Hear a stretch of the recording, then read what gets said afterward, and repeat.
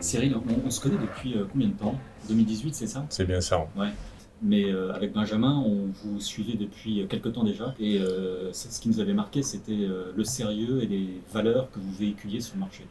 Bah, c'est exactement ça en fait. C'est la notion de partenariat qui nous a attirés parce que changer d'un actionnaire minoritaire à un actionnaire majoritaire, c'est quand même quelque chose de très engageant. Et ce qu'on a voulu valider à l'époque, c'était à la fois l'alignement de nos valeurs Mhm. et à la fois de l'alignement du développement commercial qu'on mettait en place avec Realize. Ah, effectivement, et on l'a vu, nous, à travers trois axes, le développement commercial, la transition managériale et puis également la structuration de la société. Et tu as voulu reproduire à travers l'arrivée, le recrutement de Lionel Le Camus, une structure à deux têtes également. Oui, c'est quelque chose qui pour moi est essentiel dans l'équilibre et dans les fondamentaux de la gouvernance. Et ce qui a permis par la suite de développer commercialement de nouveaux services, de nouveaux secteurs d'activité, de finaliser le parcours de la digitalisation de nos activités, tout en recrutant des commerciaux, en les formant le mieux possible et puis tout simplement pour les fidéliser.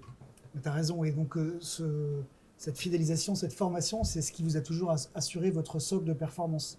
Mais là, l'ambition commune qu'on portait, c'était d'accélérer, d'aller encore un petit peu plus loin. Il a fallu augmenter la cadence et faire ça de façon continue. Comme pour l'ensemble des sociétés, on a tous vécu à un moment donné avec la crise sanitaire un frein à l'accélération de développement. Et vous nous avez toujours suivis dans la conduite des affaires avec un mot d'ordre qui était de poursuivre l'activité à tout prix. Il fallait maintenir le cap, absolument maintenir le cap. Ouais, et en ça, on a été aidé par la digitalisation. C'est ce qui vous a permis non seulement de continuer à avoir de l'activité, mais en fait de prendre des parts de marché. Oui, de prendre des parts de marché. Et on voit aujourd'hui, en fait, l'ensemble de la chaîne de valeur de la digitalisation soutient notre développement au jour le jour. Oui, et cette période, ça permet aussi d'extérioriser ce qui était pour nous une évidence, c'est-à-dire que chez vous, il y a une culture de l'excellence de la performance. Et ça fait que c'est votre principal actif, l'image de marque, et on pense vraiment que ce capital client, c'est l'axe principal de création de valeur hier et demain. Ouais, c'est un peu mon rôle, entre autres, de créer, de susciter cette confiance auprès des bailleurs, auprès des clients, auprès des fournisseurs, et puis entre autres les investisseurs. Accessoirement, oui, bien sûr. Et en ça, on était bien aidé par le fait qu'on sent bien que tu as une parfaite maîtrise de ton business model.